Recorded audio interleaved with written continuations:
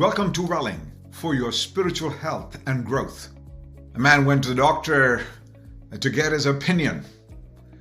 The doctor said, "You are not very well. You are very sick."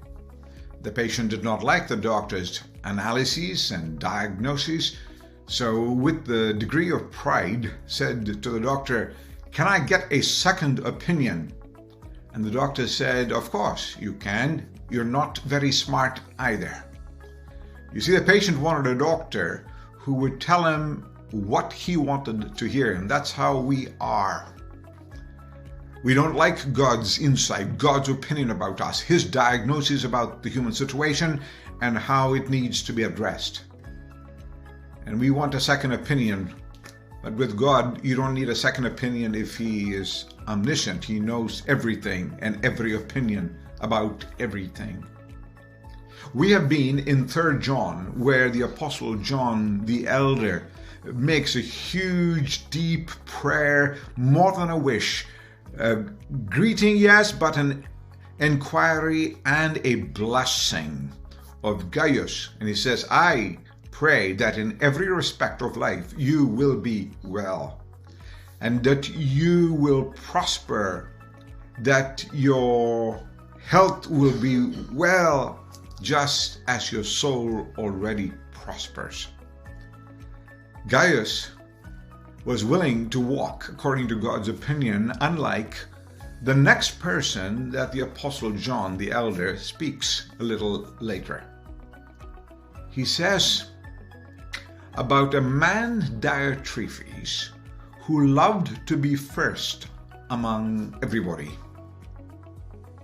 He does not accept what the elder says. He does not accept what God says. And so Diotrephes was a source of conflict in the church. He would maliciously put people down.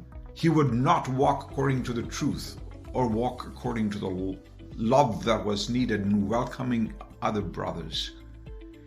He caused a compromise of truth and a conflict in the church.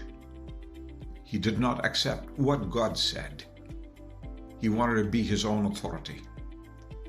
Unlike Gaius, Gaius accepted what the Lord said, what the elder said. No wonder the elder wished him the best with blessing and prayer.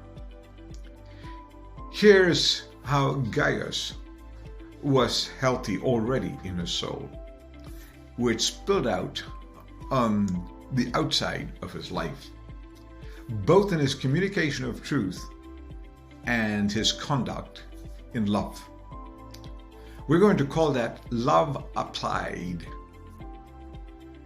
3 John says that people, brothers, even strangers, bore witness to Gaius' love before the church. You know how Gaius showed love? It was through his generosity and hospitality, welcoming truth workers, itinerant workers, whom he did not even know, blessed them, gave to them, all for the cause of the truth and the name, that they would be able to go out and spread the good news. The name, of course, is the Lord Jesus. And these brothers and strangers could not receive help from those who didn't know the name, the pagans.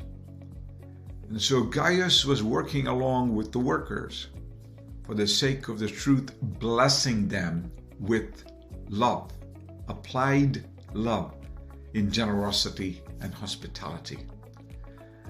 I'm not a hotel guy. I've traveled the world. I too have experienced this kind of love from God's people all over the world. People I'd never known before, people we'll never get to meet again on this side of the earth. Even though they come from economically impoverished situations, they will bless me with hospitality. And we try to do a little bit for their lives. I am so appreciative of that kind of applied love, and I want to live a life of applied love. But Gaius went into applied love because he wanted to apply truth applied. It says that Gaius was walking faithfully in a continuous way, acting faithfully to what he knew was truth. Serving the brothers and sisters, the congregation beyond known and unknown, applied truth.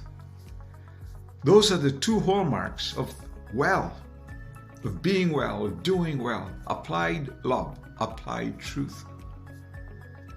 Not only in abstraction, but in the concrete realities of need, of opportunity. How is your application of love and truth coming? Where does it need to be more consistent? Dallas Theological Seminary, where I've had the privilege of teaching for about 40 years, has a motto which is powerful, which says, teach truth, love well. And that's a great summary of Gaius. Applied truth, applied love, together make for well.